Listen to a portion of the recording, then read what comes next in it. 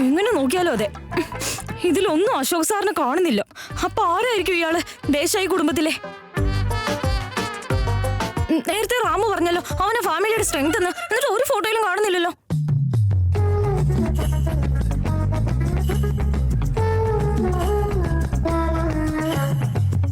ചേട്ടാ ഒരു പ്ലേറ്റും കൂടെ എടുക്ക്.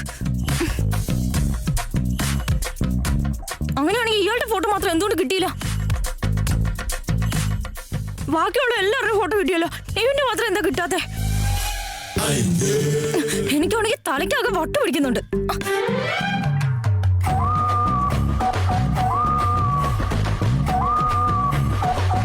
നിങ്ങൾ ഒരു പ്ലേറ്റും കൂടെ ഉണ്ടാക്കി ചേട്ടാ, എന്ന് കരുതി ഞാൻ തീറ്റപ്രാന്തിയാണെന്ന് കരുതാൻ നിൽക്കണ്ട. എനിക്ക് വല്ലാത്ത വിഷമം വരുമ്പോഴാണ് ഞാൻ ഇങ്ങനെയൊക്കെ കഴിക്കുന്നത്. ഇങ്ങനെ കഴിച്ചാലേ എനിക്ക് ഓക്കെ ആവാൻ പറ്റൂ.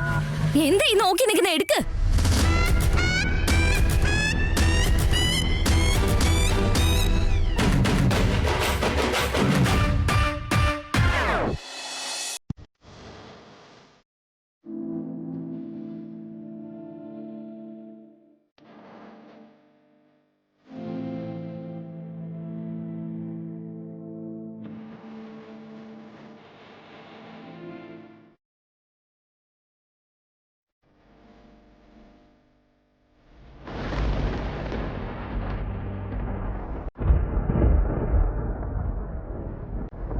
റാം, കാറിൽ നിന്നൊരു ബോക്സ് കിട്ടിയിരുന്നു. ഡ്രൈവർ തന്നതാ.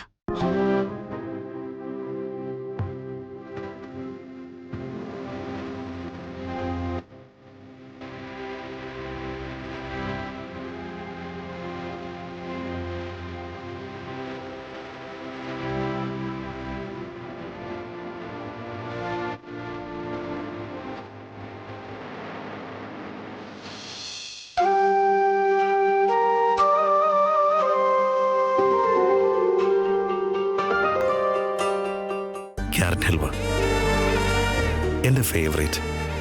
സീത ഉണ്ടാക്കിയത്. പാവം സിഹിമോള്. അവൾ എൻ്റെ ഇഷ്ടങ്ങളൊക്കെ മനസ്സിലാക്കിയിട്ട് സ്നേഹത്തോടെ കൊടുത്തു വിട്ടതാ.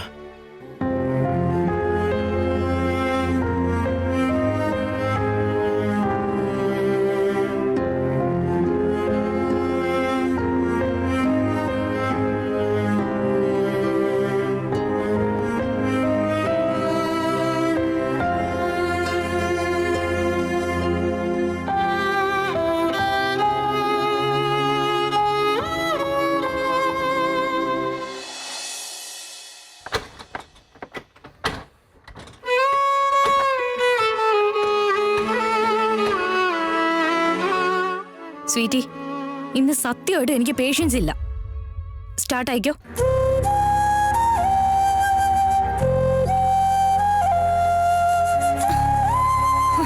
ഹേയ്, എന്തിനാ വെറുതെ എന്നെ ഇങ്ങനെ ദേഷ്യം പിടിപ്പിക്കുന്നേ? മര്യാദയ്ക്ക് വേഗം സ്റ്റാർട്ട് ആയിക്കോ, അതാ നല്ലത്.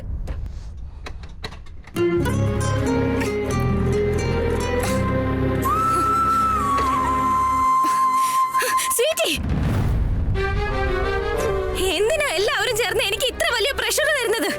എന്തിനാ എന്റെ ദൈവമേ എന്നെ ഇങ്ങനെ പരീക്ഷിച്ചോണ്ടേ ഇരിക്കുന്നേ? ഒരു ദിവസം എന്റെ സ്വപ്നത്തിലെ രാജകുമാരനെ എന്റെ മുമ്പിൽ കൊണ്ടു നിർത്തി എനിക്ക് അവനെ കിട്ടിയെന്ന് തോന്നിപ്പിച്ചിട്ട് ഇവൻ അവനല്ലാന്ന് പറഞ്ഞ. എനിക്ക് ഇപ്പൊ മനസ്സിലാവുന്നുണ്ട് എന്തുകൊണ്ടാ ഞാൻ ചെല്ലുമ്പോഴൊക്കെ ആ വീടിന്റെ ഡോറെ ഓപ്പൺ ചെയ്യാത്തേന്ന്. എന്താന്ന് വെച്ചാ ഞാനൊരു മനുഷ്യനെ അവിടെ പ്രതീക്ഷിച്ചിരുന്നില്ലേ, അയാൾ അവിടെ ഉണ്ടായിരുന്നില്ല. അവിടെ ഉണ്ടായിരുന്നത് ഞാൻ ബോസ് ആണെന്ന് കരുതിയില്ലേ, ആ മനുഷ്യനാ. What A drama. ബോസ് അപ്പൊ ബോസ് അല്ല, എംപ്ലോയി അപ്പൊ എംപ്ലോയി അല്ല, എല്ലാം വെറും നാടകങ്ങളാ. ഇതൊക്കെ എന്തിനാ അവര് ചെയ്യുന്നെന്ന് എനിക്ക് മനസ്സിലാവുന്നതേയില്ല. എനിക്കാണെങ്കിൽ ശരിക്കും വട്ടാവുന്നുണ്ട്. അല്ല, ഞാനിത് എന്തൊരു പൊട്ടിയാ. എനിക്കൊരു അല്പം പോലും ഡൗട്ട് തോന്നിയതേ ഇല്ലല്ലോ. എന്റെ കാര്യം പോട്ടെ, ഓഫീസിലുള്ള ഒരാൾക്ക് പോലും ഡൗട്ട് തോന്നിയില്ല. അവിടെ അത്രയും വലിയൊരു ഗ്യാങ് ഉണ്ടായിട്ടും എനിക്ക് വരുന്ന ദേഷ്യത്തിന്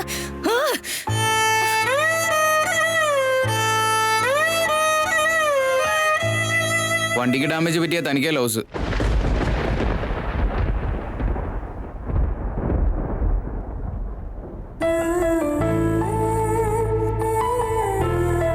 എനിക്ക് എന്ത് കാര്യമാണെങ്കിലും ഒളിപ്പിച്ചു വെക്കുന്ന സ്വഭാവമില്ല. എന്റെ വായുടെ മനസ്സിന്റെ ഇടയിലുള്ള ഫിൽറ്റർ നശിച്ച് ഞാൻ എന്തെങ്കിലുമൊക്കെ വിളിച്ചു പറയും. മനസ്സിൽ എന്താണോ ഉള്ളത് അത് വായിലൂടെ പുറത്തു വരും. അതിപ്പോ വണ്ടിയാണെങ്കിലും ശരി, നിങ്ങളാണെങ്കിലും ശരി, ഞാൻ മുഖത്ത് നോക്കി തന്നെ സംസാരിക്കും. പക്ഷെ എനിക്ക് ദേഷ്യം വന്ന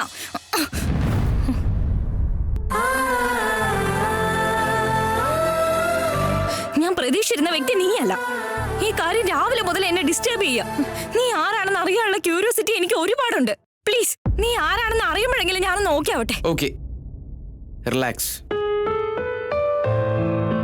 എനിക്ക് ഞാൻ ആരാണെന്ന് തുറന്നു പറയാൻ ഒരു നാണോ മടിയോ ഒന്നുമില്ല. മാത്രമല്ല, ഈ കാര്യം മറച്ചു വെക്കണമെന്നുള്ള ഉദ്ദേശം ഉണ്ടായിരുന്നില്ല. അത് ഞങ്ങൾ ഇതെല്ലാം ചെയ്തത് ഒരു സീക്രട്ട് ഓപ്പറേഷന്റെ ഭാഗമായിട്ടായിരുന്നു. ദേശായി സാർ എന്ന വലിയ മനുഷ്യന്റെ വീട്ടിൽ വളർന്നു. റാം എന്നൊരു നല്ലൊരു സുഹൃത്തിനെ കിട്ടിയ ഒരു സാധാരണ മനുഷ്യൻ. പക്ഷെ ഭാഗ്യമുള്ളവനാ.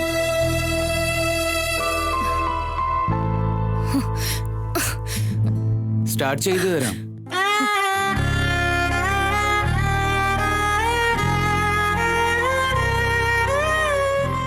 കള്ളത്തരം കാണിച്ച് തന്നെ ഇംപ്രസ് ചെയ്യാനോ തന്റെ മനസ്സിൽ ഇടം നേടാനോ ശ്രമിച്ചിട്ടില്ല. അങ്ങനെ ചെയ്യില്ല. തനിക്ക് വിഷമമുണ്ടാവും. മനസ്സിലായി? തന്റെ ഫീലിങ്സിനെ ഞാൻ റെസ്പെക്ട് ചെയ്യുന്നുണ്ട്.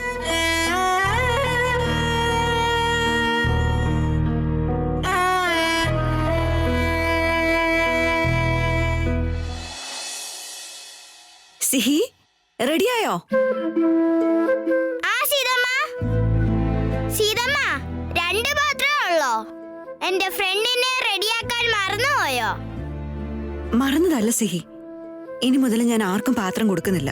അതെന്താ സീതമ്മ? നോക്ക് സിഹി, ഇനി മുതൽ നമ്മുടെ ലൈഫിൽ ഞാനും നീ മാത്രമേ ഉള്ളൂ. നമ്മള് മാത്രമല്ല സീതമ്മ, എന്റെ ഫ്രണ്ടും ഉണ്ട്. സിഹി, ഇനി മുതൽ അവൻ നമ്മുടെ ഫ്രണ്ട് അല്ല. അവൻ നമ്മുടെ ലൈഫിലും ഇല്ല. നീ അവനെ മറന്നേക്ക്.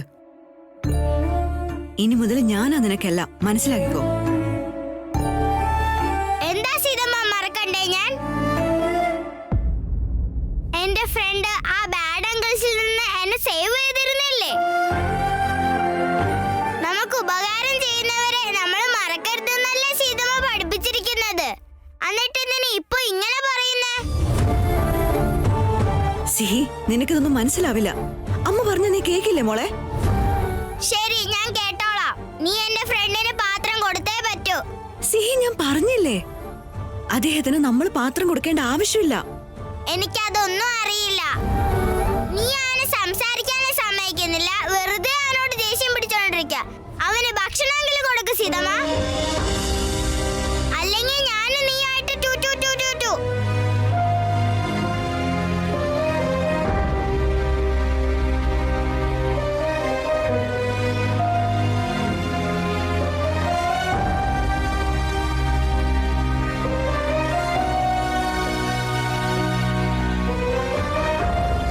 സിഹി, അമ്മയുടെ അടുത്താണോ നീ വഴക്കുണ്ടാക്കുന്നത്? യെസ്, ഉണ്ടാക്കും. പാവല്ലേ എന്റെ ഫ്രണ്ട്. നീ ഇപ്പൊ അവനെ ഹേർട്ട് ചെയ്തോണ്ടിരിക്കുവല്ലേ? സിഹി മോളെ, നിന്റെ ഫ്രണ്ടിന് നമ്മുടെ പാത്രമൊന്നും ആവശ്യമില്ല. അവൻ നമ്മളോട് പറഞ്ഞതുപോലെ അവൻ ഒറ്റയ്ക്കല്ല. അവന്റെ വീട്ടിൽ ഒരുപാട് ആൾക്കാരുണ്ട്. മുത്തശ്ശൻ, ചെറിയച്ഛൻ, ചെറിയമ്മ, പിന്നെ ജോലിക്കാർ വരെയുണ്ട്. പാചകം ചെയ്യാൻ വരെ ജോലിക്കാരുണ്ട്, അറിയോ? അവരൊരു നേരം തന്നെ 10 കറികൾ കൂട്ടിയിട്ടാ ഭക്ഷണം കഴിക്കുക. ഇഷ്ടമുള്ളതൊക്കെ കഴിക്കും, അറിയോ? വൗ! ആണോ? ഉം. സത്യമായിട്ടും എന്റെ ഫ്രണ്ടിന് ഇതൊക്കെ ഉണ്ടോ? ആടി, നമ്മളിവിടെ ഉണ്ടാക്കുന്ന ചപ്പാത്തിയും ചോറും കറിയും ഇഡ്ഡലിയും അരിപ്പുട്ടും ഉപ്മാവും ഇതൊക്കെ കൊണ്ടു കൊടുക്കുന്നത് ശരിയാവില്ല. നീ തന്നെ ആലോചിച്ച് നോക്ക്. അങ്ങനെയാണെങ്കിൽ ഞാൻ എന്റെ ഫ്രണ്ടിന് ഒരു വട്ടം കോൾ ചെയ്യട്ടെ? സിഹി, സമയമായി. ഇഞ്ചക്ഷൻ എടുക്കാനുണ്ട്, വാ.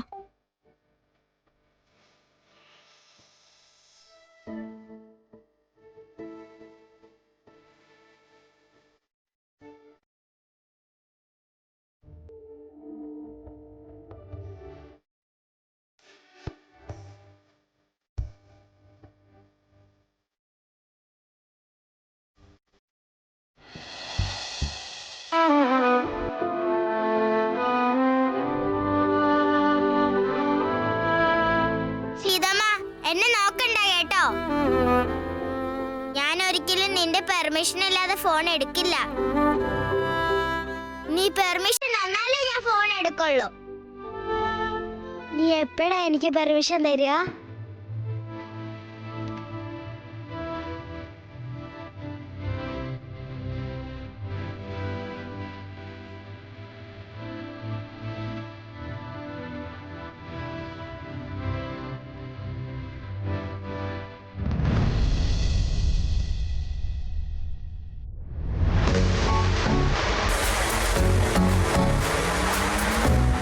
Good morning sir.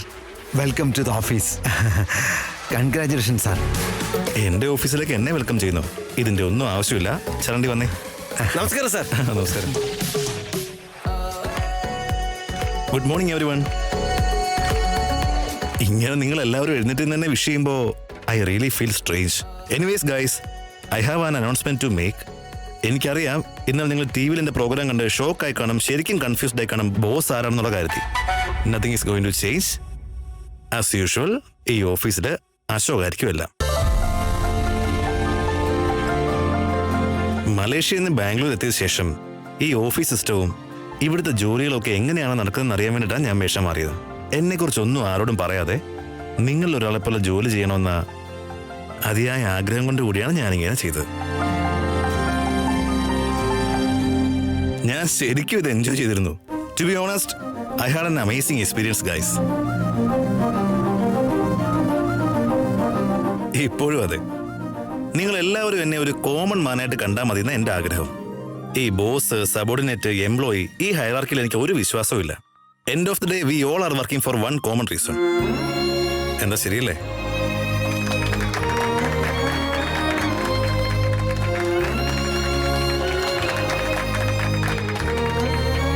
ഗായ്സ്, ഇന്ന് മുതൽ റാം തന്നെയാണ് നിങ്ങളുടെയൊക്കെ ബോസ്.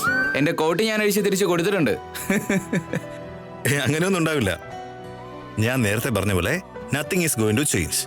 നിങ്ങൾ എല്ലാവരും ഞാൻ പറഞ്ഞ പോലെ റിപ്പോർട്ടെല്ലാം അശോകനെ തന്നെ ഏൽപ്പിക്കണം. കൂടെ ഞാനും ഉണ്ടാവും. Hey, it's okay. Anyways, you guys have an amazing day. Please carry on with your work. Thank you. Thank you. അപ്പൊ Ashok, come to my cabin. Okay boss.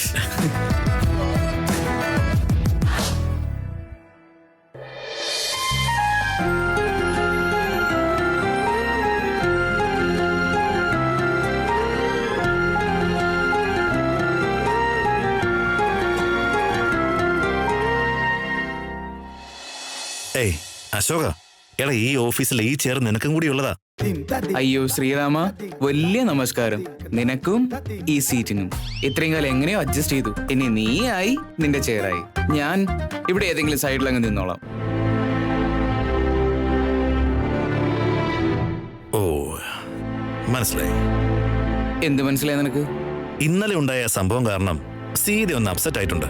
അതുപോലെ തന്നെ പ്രിയെ ഒന്ന് അപ്സെറ്റ് ആയി കാണും. അതല്ലേ കാരണം? പ്രിയെ കുറിച്ച് ആലോചിച്ച് നീ അപ്സെറ്റ് ആയിട്ടുണ്ടെങ്കിൽ അതിലെന്തോ കാര്യമുണ്ടല്ലോ. അതെന്താണെന്ന് എന്നോട് പറയണ കൂട്ടാ. ഒരു കുഴപ്പമില്ല. ഏയ്, വെറുതെ ഇരിക്കെ. അങ്ങനെയൊന്നുമില്ല. നമുക്ക് ചെയ്യാൻ ഒരുപാട് കാര്യങ്ങളുണ്ട്.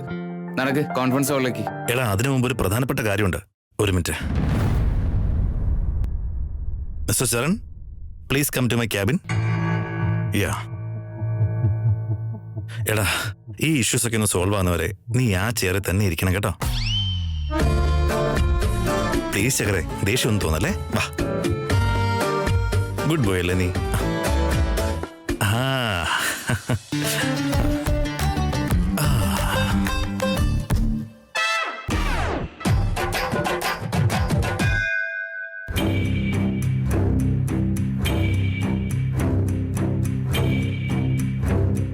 Please it.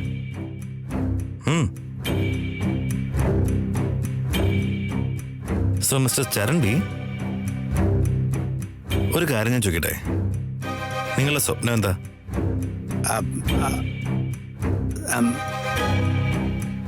പറഞ്ഞോ, കുഴപ്പമില്ല. സാർ, അത് എൻ്റെ സ്വപ്നവും എൻ്റെ പ്രയത്നവും രണ്ടും ഒന്നാണ് sir.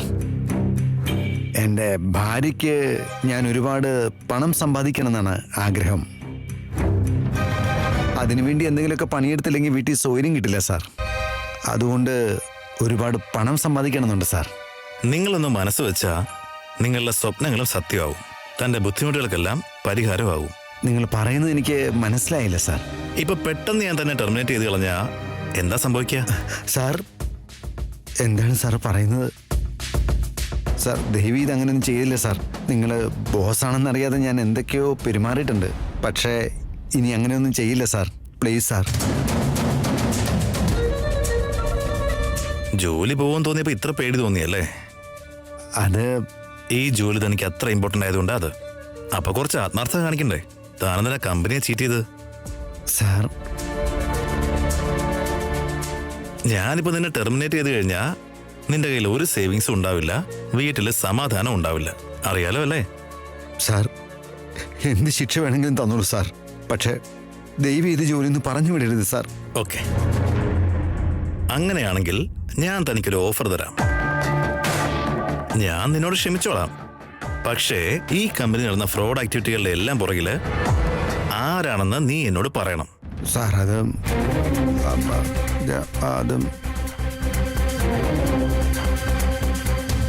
Come on, tell me. Sir അത് മിസ്റ്റർ ചരൺ, നിങ്ങൾ ഇത്രയ്ക്ക് പേടിക്കുന്ന കാണുമ്പോൾ ഇതൊക്കെ നിങ്ങളെ കൊണ്ട് ആരോ ചെയ്യിപ്പിക്കുന്നതാണെന്ന് തോന്നുന്നുണ്ട്. ആരാണെന്ന് പറയും. സാർ അത് ആ പേര് പറയുന്നതുകൊണ്ട് തനിക്കൊന്നും നഷ്ടപ്പെടാൻ പോകുന്നില്ല. പകരം തനിക്ക് തൻ്റെ ഈ ജോലി തുടരാൻ കഴിയും. സാർ അത് സാർ അത്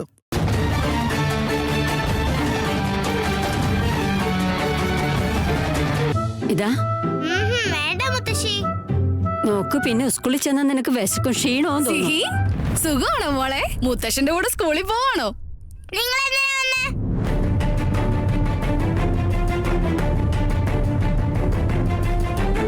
സിഹി, അങ്ങനെയൊന്നും പറയില്ലേ മോളെ, എവള് നിന്റെ ആന്റിയാ. അല്ല, ഇവര് ബാഡ് അങ്കിളുടെ ഫ്രണ്ടാ. ഇവരെന്നെ വീട്ടിലേക്ക് വരാൻ പാടില്ല. അയ്യോ ഭഗവാനെ, ഇവള് പറയുന്ന കേട്ടോ. സിഹി, വന്ന് വന്ന് നിന്റെ നാവിന് നീളം കൂടുന്നുണ്ട്. മുത്തശ്ശ, ഇവര് ബാഡാ. ഇവരെ നമ്മുടെ വീട്ടിലേക്ക് കേറ്റണ്ട. സിഹി, അയ്യോ, അവള് ചെറിയ കുട്ടിയല്ലേ, അറിയാതെ പറയുന്നതല്ലേ. ദേഷ്യം പിടിക്കാതെ മോളെ. മോളെ, മുതിർന്നവരോട് ഇങ്ങനെയൊന്നും പറയാൻ പാടില്ല.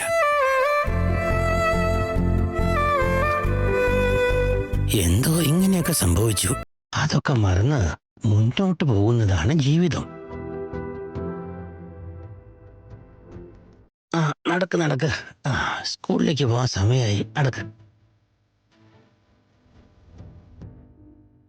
മോളെ. ഞാൻ നിനക്ക് ഇന്ന് ഈ സോപ്പ് കഥ പറഞ്ഞു തരാം. ഈ സോപ്പാ എന്നുവെച്ചാ അതാരാ മുത്തശ്ശ? ഓ, അപ്പൊ ആ സോപ്പ് കഥയും ഉണ്ടോ? അങ്ങനെയല്ല. പിന്നെ ഈ സോപ്പ് എന്ന് വെച്ചാ, സുലോചന, നീ വെറുതെ വിഷമിക്കാതെ അകത്തേക്ക് വാ, കാപ്പി കുടിക്കാം. വിഷമം ഇല്ലാതെ ഇരിക്കോ? എല്ലാം എന്റെ തലയിലെഴുത്ത. ഇത്ര ചെറിയ പിള്ളേരുടെ വായിന്ന് വരെ കേൾക്കേണ്ട അവസ്ഥയായി. വാ, അകത്തേക്ക് വാ. സീത ഓഫീസിലേക്ക് പോയോ മുത്തശ്ശി? അവള് നേരത്തെ പോയല്ലോ. ഇവിടെ സംഭവിച്ചതൊക്കെ കണ്ട് എനിക്കങ്ങ് ഭയങ്കര വിഷമമായി. അതുകൊണ്ട് എങ്ങും പോവാൻ മനസ്സ് വരാതെ വീട്ടിൽ തന്നെ കുത്തിയിരിക്കുമായിരുന്നു. പക്ഷേ മുത്തശ്ശിയോടൊരു പ്രധാനപ്പെട്ട കാര്യം പറയാനുണ്ട്. അതുകൊണ്ടാ ഞാൻ വന്നേ. പ്രധാനപ്പെട്ട കാര്യോ? എന്താ മോളേത്?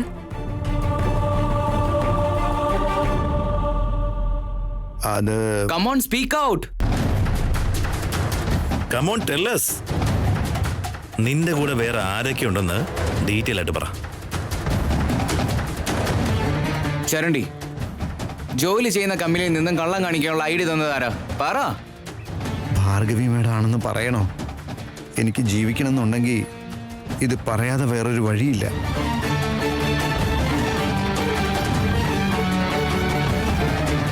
സാർ അത്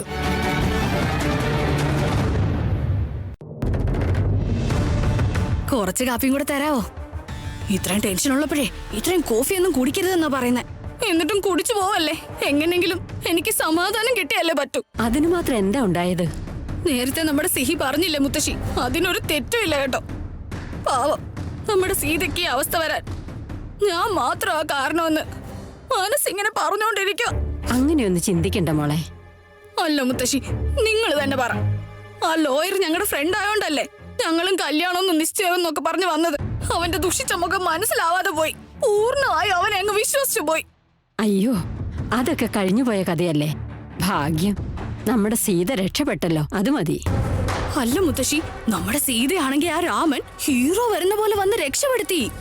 പക്ഷേ രാമൻ ആരാന്നോ? നമ്മുടെ സീത ജോലി ചെയ്യുന്നില്ലേ ആ കമ്പനി ഓണറാന്ന്. TV കണ്ടതാ. അയ്യോ, എനിക്കാണെങ്കിൽ പെട്ടെന്ന് അതങ്ങോട്ട് വിശ്വസിക്കാനും പറ്റിയില്ല. ആ ലോയർ ഇല്ലേ, അയാള് കമ്മീഷൻ കാശ് തരാനുണ്ടായിരുന്നല്ലോ. ആ പൈസ എങ്ങനെങ്കിലും കിട്ടാൻ വേണ്ടി ഞാൻ അയാളെ കാണാൻ പോയിരുന്നു. ജയിലിലേക്കോ? പോയല്ലേ പറ്റൂ, വയറ്റിപ്പഴപ്പല്ലേ.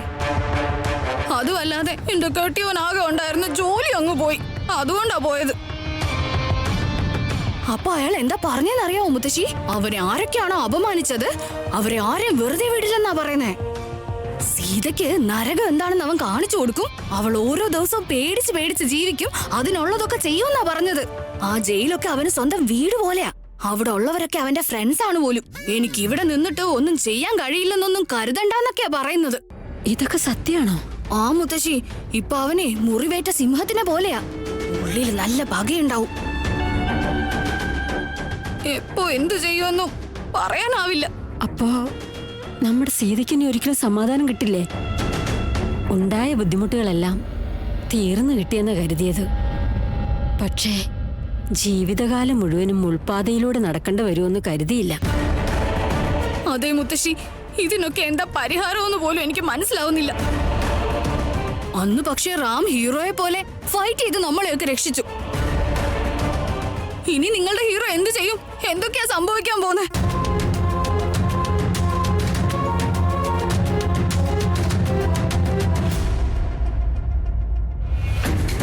വി വിൽ പ്രൊട്ടക്ട് യു ചരണ്ടി. Don't worry. പറ. എങ്ങനെയാ പറയണ്ടെന്ന് പോലും അറിയില്ല സാർ. പറ ചരൺ, കമോൺ. അത് നീ ആരെയും പേടിക്കേണ്ട ആവശ്യമില്ല. ധൈര്യമായിട്ട് പറ. അവര് കമോൺ ചരണ്ടി പറ. അവര് കമോൺ ചരൺ പറ.